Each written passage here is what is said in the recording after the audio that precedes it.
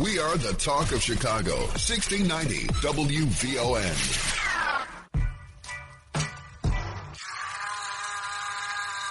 Now you official now, but you got a soul to style. I just been cooking that note. I'm about to drop in the fuel. Think if I call it the great, the people gon' call it the truth.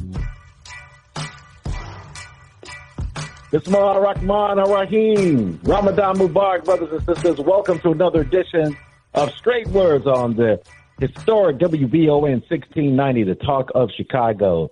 Tuesday night, 9 p.m. You know you need to be right in front of your radio. Wherever you are in America, you're in the city of Chicago. Thank you so much for listening to us once again.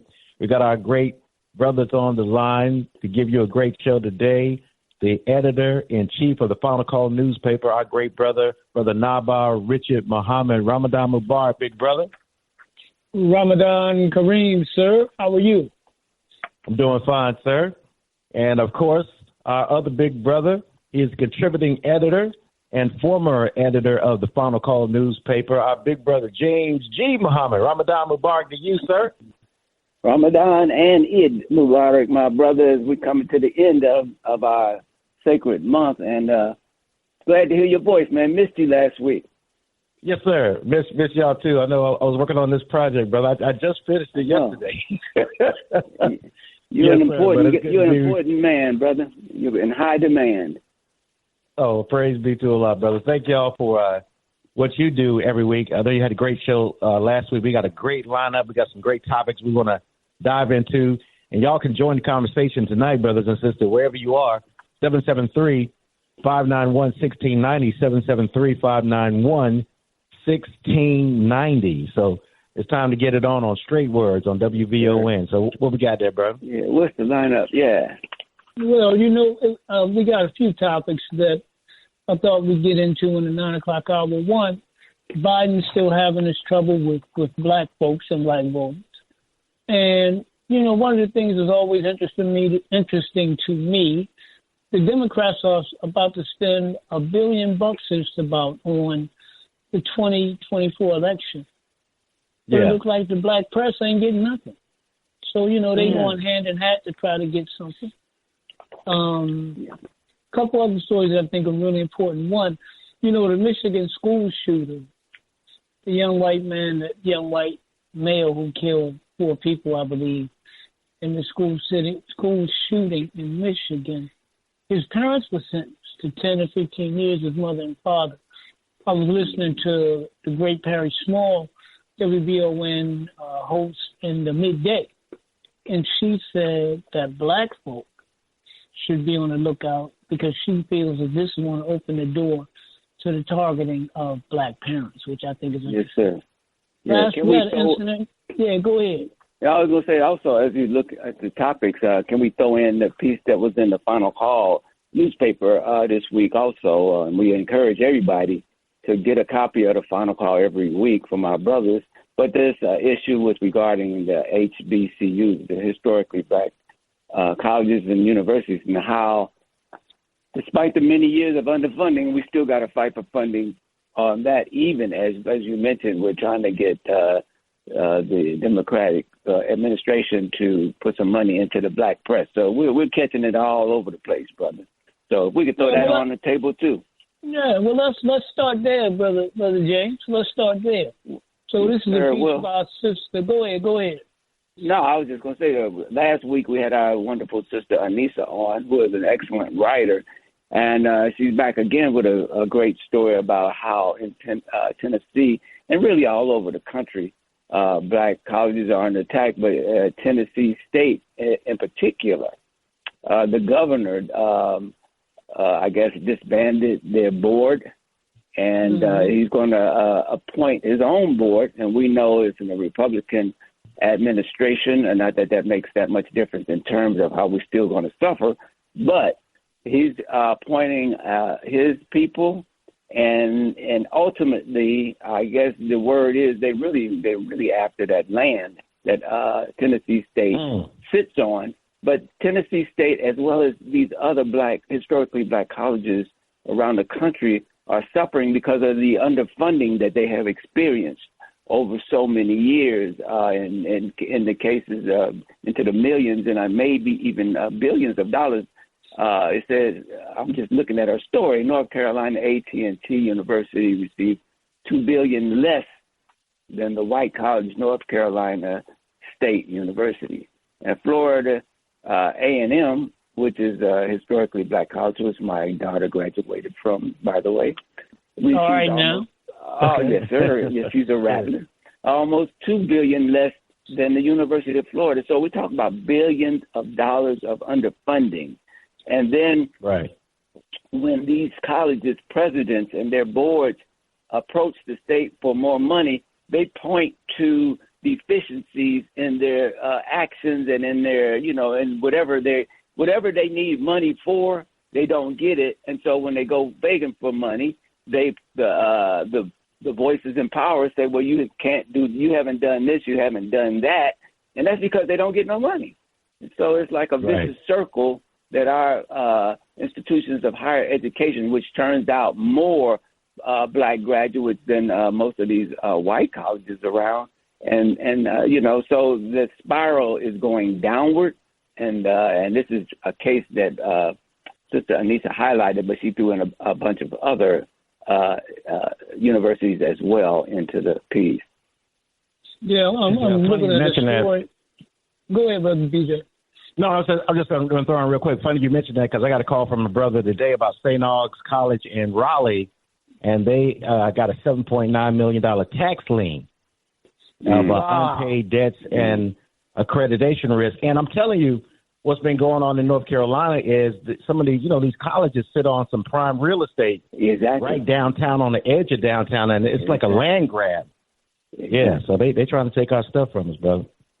Yeah, I'm looking at Sister Anissa's piece, and she writes that this the governor disbanding the Tennessee State's Board of Trustees and installing a new board, that the move came as a result of several audits, but auditors didn't find any evidence of fraud, malfeasance by executive leadership, the university, or the TSU foundations. Right, and they didn't go ahead. And they didn't raise the issue until Tennessee State came asking for more money. That's when they raised this whole issue. Yeah. So then, of course, now you get audited. They don't really find anything. Right. But then when you say, hey, you owe us some money over here, you need to give it to us. Now you start asking questions. Well, what about mishandling of financing, housing, scholarships? Well, if those were issues, why didn't the auditors come up with these issues when they looked into these things? Because I'm telling you, brothers and sisters, when they audit, I don't know about when they audit nobody else. Right. But when they audit black institutions and historically black colleges and universities, trust and believe it's a thorough, full examination. This is something we've been fighting. I was going and graduate from Morgan State in the 80s, man, and we were fighting this all the way from the 60s in terms of underfunding of Morgan State University. Well, at a certain point. Yeah. I'm sorry. No, I didn't mean to interrupt. Go ahead. Yeah. So at a certain point, the state of Maryland admitted to underfunding and admitted that programs had been placed at a white university to compete with Morgan State. So there was supposed to be now this influx of resources to make up for the past wrongdoing. I don't know how much of that was done. Yeah, that's interesting because when I first joined the Final Call, when I came to Chicago, now that was in '86. But in the late 80s, that was one of the first stories Brother Wali, may Allah be pleased with our wonderful brother, asked me to look into and to research what the historically black colleges and how they were suffering because of low funding. This is back when I first came up, man. So this has been going on for a very long time, man. I see in Sister's article, she writes that In September 2023, the U.S. Secretary of Education and Agriculture sent a joint letter to 16 governors, the governors of Alabama, Arkansas, Florida, Georgia, Kentucky, Louisiana, Maryland, Mississippi, Missouri, North Carolina, Oklahoma, South Carolina, Tennessee, Texas, Virginia, and West Virginia, urging them to provide equitable funding for the HBCU land grant institutions in their states. I mean, can't the president and his administration do more than just send a joint letter? Right. You mean to tell me you can't say to the governors of these states, hey, we may have to look at somehow curbing the funding that we send to your state if you don't deal with this issue. Now, I know that Mr. Biden, they talked about, I forget how much money they say he's giving to black colleges and universities.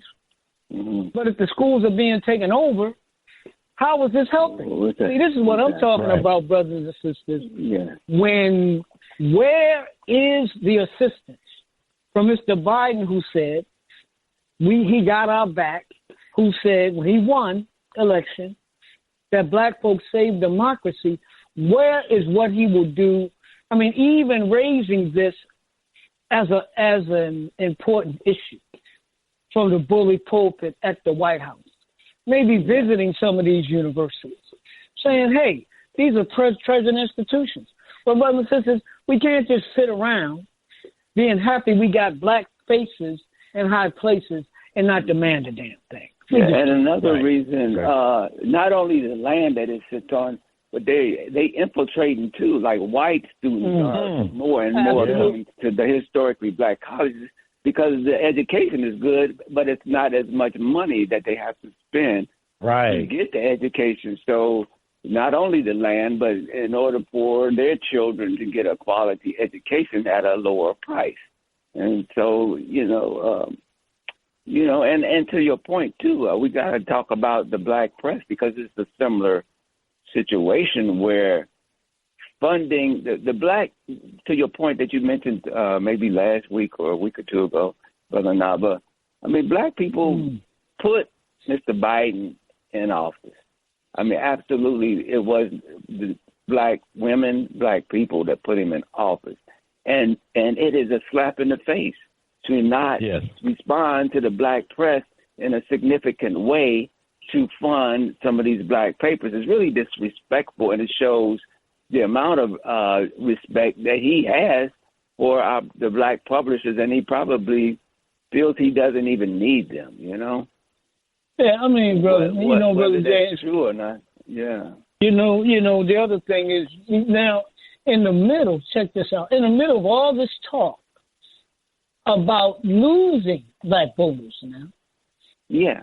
The most monolithic group, I heard a guy saying, I agree with it, the most monolithic voting group really in the history of this country. Because we've been right there with the Democrats, right? So how is it then that they are about to spend roughly about $1 billion this election? Man? Would it be? But you can't give 25 million, 50 million to the black press, and these are people that are definitely pro-Biden. I know they nonpartisan, but they definitely pro-Biden. Is that what they're asking for? $50 million? That ain't nothing, man. No. I'm just saying, just as a basic thing, if you're getting $1 billion and you can't get these people like 50 million, 20, I mean, just to tell them, just go ahead, man. So how is your friend? I'll put that in parentheses.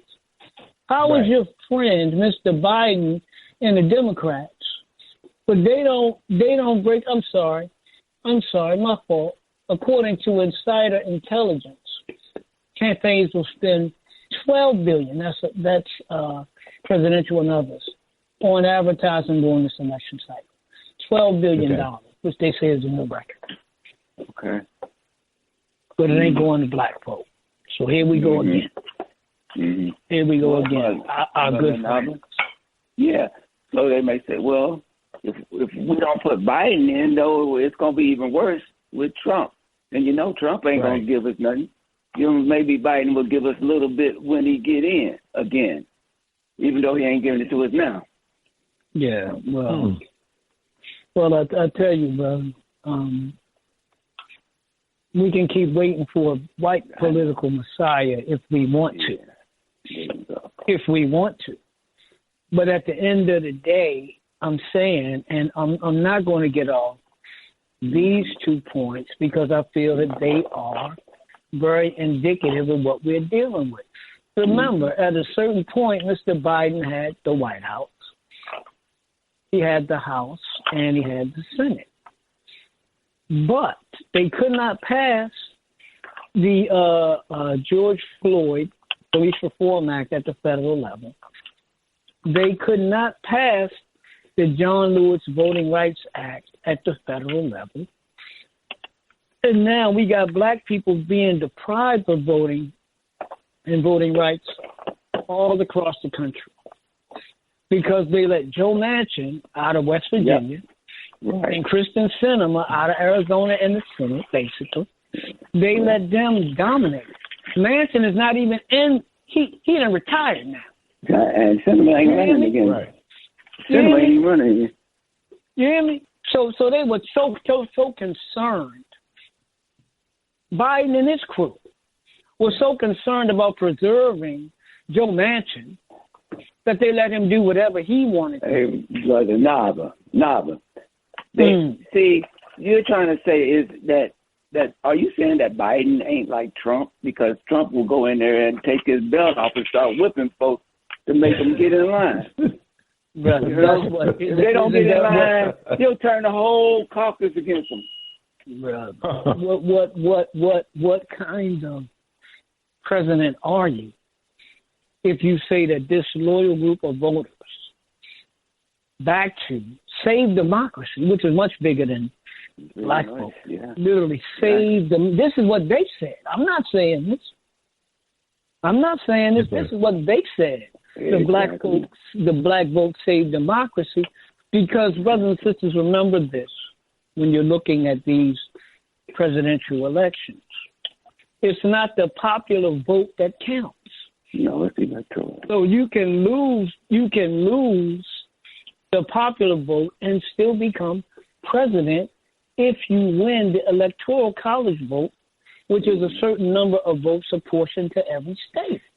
I.e. Clinton Trump. Come on, man. That's right. So if you don't, so what we got to understand is this is why the black vote becomes important in places like Michigan, in places like Pennsylvania, in places like Wisconsin, in places like Georgia, because it may come down to 45,000 votes in terms of whether that state will flip one way or the other. So for us to be continually begging and wondering what's going to happen from our quote unquote friend, Mr. Biden, but yet some people talking about they don't understand why black folks are not enthusiastic about Biden.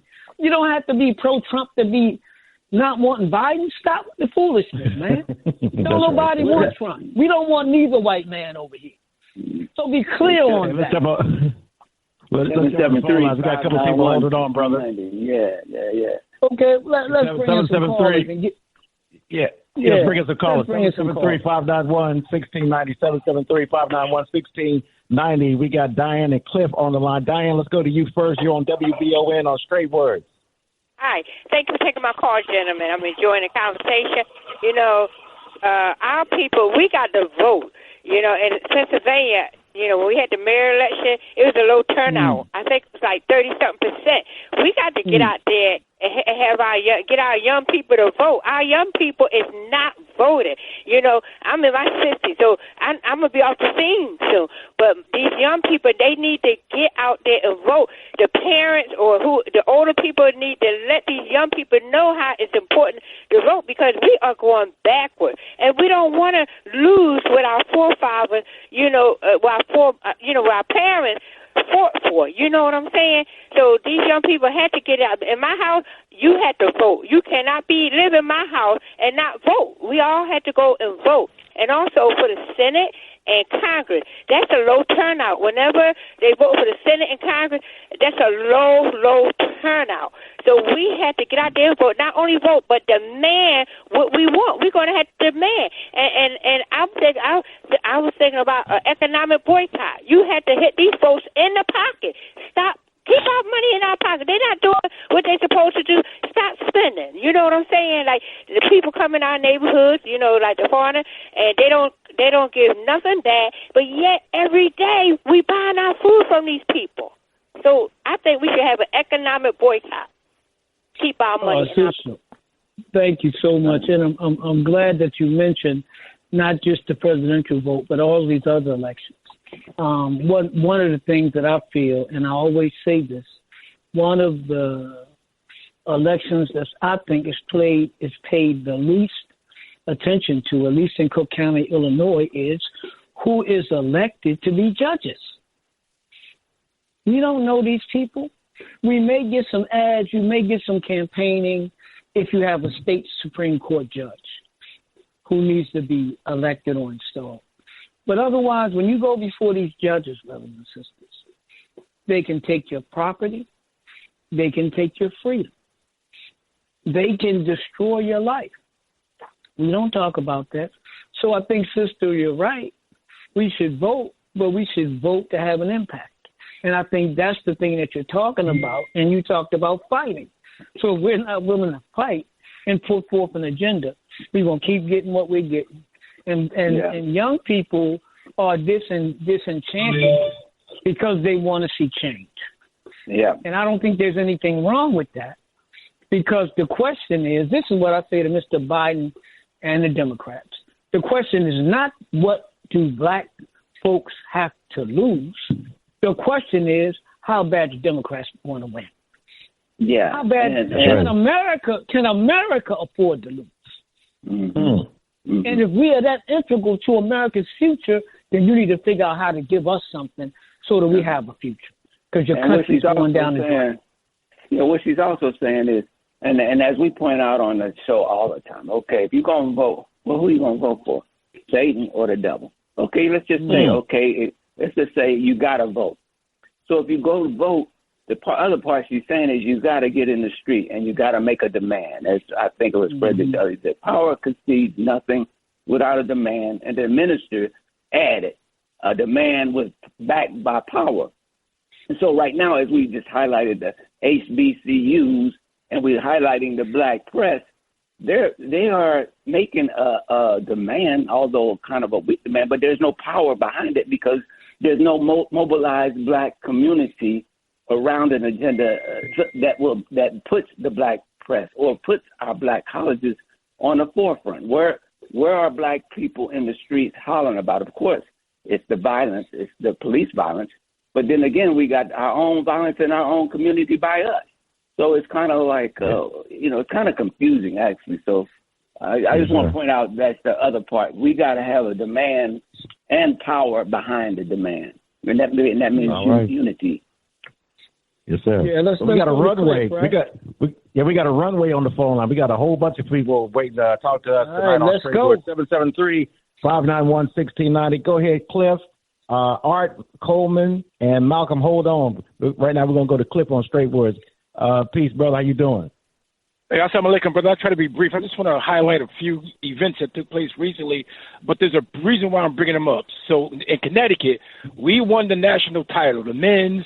And even with the basketball with the females, they were kind of slighted because there was a call. I don't know if you watched the women's championship, but there was a very controversial call in reference preferential treatment to this white girl, Caitlin Clark. Now, going back to the UConn basketball, now they've always been winners. There's even been a point where the women and the men have won.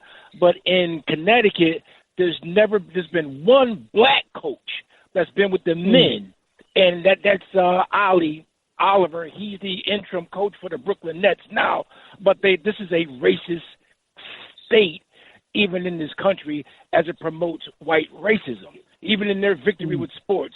But also, let me also go back to, we saw the whole thing even with the South Carolina girls and the hidden racism and the undertone that whole scenario played out.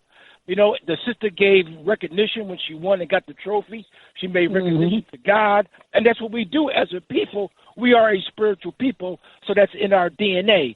But also, my last and final point is that, and I want to get your opinion on this, your response to the eclipse. Now, for the Nation of Islam, was this eclipse a spiritual thing? Was it something that was just miraculous? You know, and then I'll make my final point in response to that, bro. So my question to you is, for the Nation of Islam, this event was the eclipse. How was that looked upon from Minister Farrakhan and the whole Nation of Islam? And then I'll respond. Okay, well, thank you, Cliff, always for calling. I haven't heard what the minister thought about it, and he will be speaking tomorrow at 5 a.m., giving us an Eid message as we close Ramadan. You can get that at 5 a.m. Central Time. Go to NOI.org and go to Final Call Radio too. Yes, sir. FinalCallRadio.com and NOI.org. So I'll leave that to him. I think there were a lot of people and some of the student ministers that saw spiritual implications in terms of representing what's happening in the world, and as one period of this period of darkness, spiritual darkness creeps in. There's some verses in the Holy Quran that kind of refer to that. I'll leave that alone, and I'll let the minister handle that. Or, and Minister Ishmael he gave something on it yesterday, Sunday, and I can't remember, but it's online somewhere. He gave a very interesting. 75, I think it was. 75. Yeah, but he went into it a little bit too, so it was very good. Yeah. Yes, sir. I think if you check out social media, you can catch a clip from Minister Ishmael. So look for Nation of Islam on Twitter. Look for Nation of Islam on Instagram. Look for Minister Ishmael Muhammad on Twitter. Look for Minister Ishmael Muhammad on Instagram. And go to NOI.org. And you can actually go to NOI.org and see the whole message that he delivered on Sunday. So you can get the whole thing about the eclipse as well as another full, beautiful message. That's right there at NOI.org for you right now. All right, let's keep rolling. All right, brother. All right, you're welcome to Straight Words on WVON, brother. Assalamu alaikum. Hey, salam. Wa alaikum salam. Brothers, you know, I just find it amazing that somehow we won't put the black family, black man, black woman, and black children as the only solution, the centerpiece. Of course, God is on top, then the black man, to solving all our issues and problems. When the young lady talked about voting, we knew that when you had a head of your family and you had codes of conduct and family value system, that was unity. So when all families came together, that was your block. That was your agenda. We're not focusing on rebuilding and re-strengthening the black family. We want all the other things surrounding it, but we won't start with the root. And then until we campaign, just like we campaign for Savior's Day, Martin Luther King's birthday, electing somebody, whatever we want to put our energy in and make the mission, until our mission becomes rebuilding and re-strengthening the black family, everything else we going to do is just like scattered. Because you say unity means family. See, we start speaking about family and start focusing so much on racism and start focusing on family. See, nobody can fight you when you are talking about family. See, Latinos, the rest of them, they building families. When they build families, they build institutions. They building business. They building community. They building schools. They building all that because they focus on family. We too stuck on racism. Everything that I hear people talking about is what racism has done, which is great to know. And we've been talking about this, and I'm 55 for 55 years, and some of you are older than I am, and we're in the same spot. But say we put that energy in rebuilding and re-strengthening CAP and campaigning and making family popular. That should be the motto.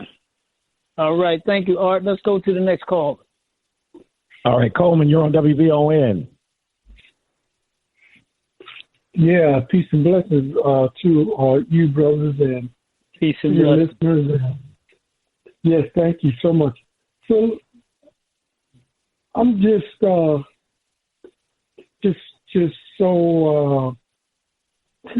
baffled by the fact that I understand that our callers have issues, and these issues, they just continue to mount. And I'm looking at something specifically in relationship to media, mass media. And there's a movie that was put out, the first one called The Rise of the Planet of the Apes. And it seemed like every other year there are movies put out about apes, giving these apes some kind of humanistic appearance and some type of experience or life experience that, in my opinion, seems to relate to this so-called, whether you want to call it black people or Negro people. I don't know if we're talking about tomatoes or tomatoes. We need to figure out what the hell are we sitting around complaining about? Because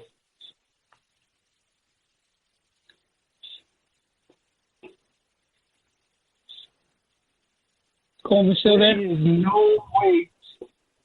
I'm sorry, brother. No, continue. Go ahead. So there is, in my opinion, there is no way that we should be in an environment where we can't define where or what our compass, our North Star is, simply because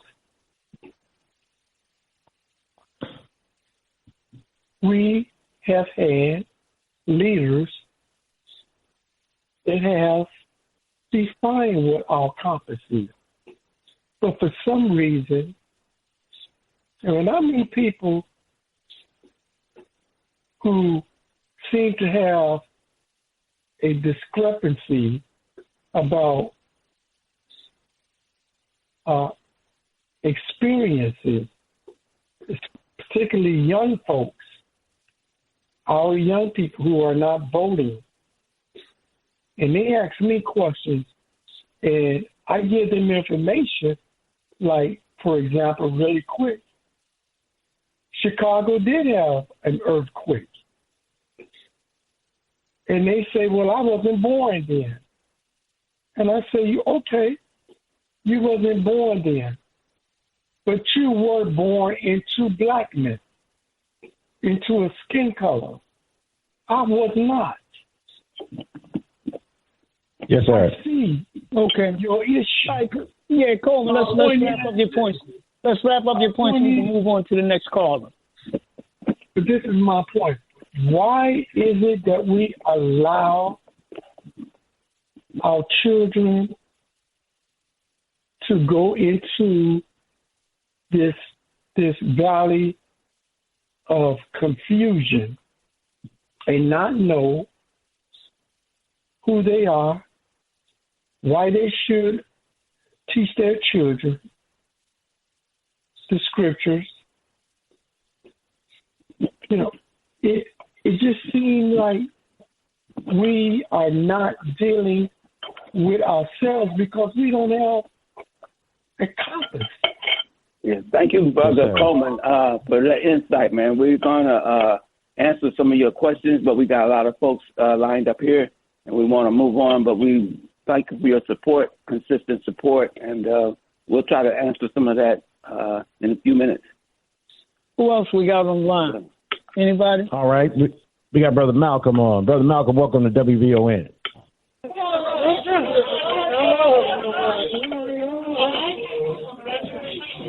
Hey. Brother Malcolm, you got to turn on your radio. Malcolm. You got a lot going on back there. Brother Malcolm might be on hold. You got to turn your radio off. Turn your radio off, Brother Malcolm, so we can hear you. Turn it all the way off, brother. Hello. Yes, sir. Yeah, this is Brother Malcolm. All right. Go ahead and talk to us, brother. Yeah, I just wanted to comment on the subject matter and say that, you know, unfortunately, we are, as a people, we don't understand the social construct under which we live. And that being said, we have issues in terms of how we interact with our oppressor, right? And so bottom line is that at the end of the day, everything that we complain about, everything that we look at in terms of what's going on with Black America inside of America itself is based upon institutional racism and or white supremacy. We don't control any institutions. None. All the things that are based upon what we do and how we interact and how we live our lives is based upon the people who are in charge, the people who control the institutions controlling us. And until we understand, until we reject trying to be a part of it, and we do something about ourselves as Black people, we will never be able to achieve anything positive. And I digress. Thank you for calling in, brother. All right, Brother Malcolm. Thank you for your comments, brother. I think you're absolutely right. We have to reject the way of our slave master because, one, it ain't even working for him. It's not even working for him. He cannot even be successful today doing what he did yesterday. It's not working for him. So if it's not working for him, and the Honorable Elijah Muhammad teaches us, and the Honorable Minister Farrakhan reminds us that this is the day of judgment, brothers and sisters, of this man that rules, that dominates the planet, the Caucasian white man.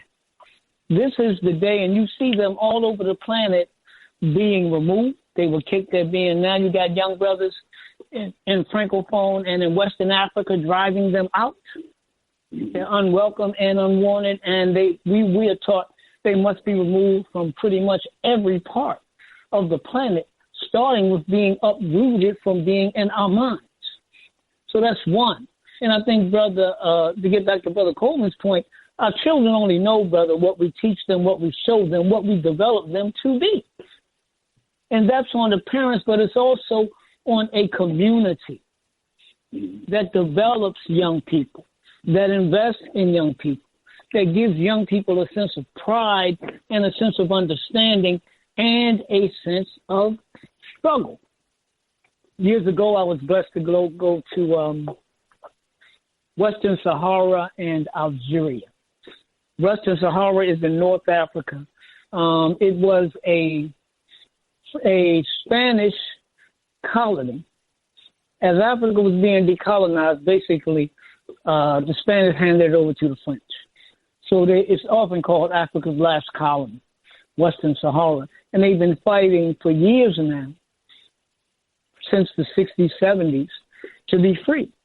But when I went there, the thing that impressed me was even though they were living, the Sahrawis, which is what the people are called, they were living in refugee camps in Algeria. But guess what? All of the young people understood the history of their struggle. All of the young people talked about, we need to be liberated, we want our country back. All of the young people understood who they were. That doesn't happen by accident. The other thing was many of the young people were ready to return to armed struggle in the Western Sahara to be free, because there were supposed to be some things that were supposed to happen, like a referendum, and it never happened. What's my point? My point is, don't ask the children what they're doing. Ask yourself, what are we doing?